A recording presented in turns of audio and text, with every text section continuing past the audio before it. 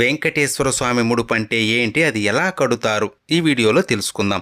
పిలిస్తే పలికే కలియుగ దైవం, కోట్లాది భక్తులకు ఇలవేల్పు, ఆపద మృక్కులవాడు, అనాథ రక్షకుడు, కొలిచిన వారికి కొంగు బంగారమైన ఆ శ్రీనివాసుడే కష్టాన్ని కడతీర్చే దైవం అని భావించి స్వామివారికి తమ కోరికలు చెప్పుకొని ముడుపు కడతారు. స్వామివారికి ముడుపు శనివారం ఉదయం దీపారాధన చేసి ముందుగా వినాయకుడికి మీ కోరిక చెప్పి స్వామికి ముడుపు కడుతున్నాను, సంకల్పం నెరవేరాలి అని కోరుకుని ఒక తెల్లని బట్టకి పసుపు తడిపి ఆరబెట్టి బట్టకి 4 వైపులా కుంకుమ పెట్టి అందులో 11 రూపాయలు లేదా స్థాయిని బట్టి కొంత డబ్బును స్వామిని స్మరించుకుంటూ పెట్టి మీరు ఎందుకు ముడుపు కడుతున్నారో మనస్ఫూర్తిగా భక్తిగా స్వామికి చెప్పుకొని డబ్బు పెట్టిన పసుపు బట్టకి 3 ముడులు వేసి స్వామి ఫోటో లేదా ప్రతి ముందు పెట్టాలి.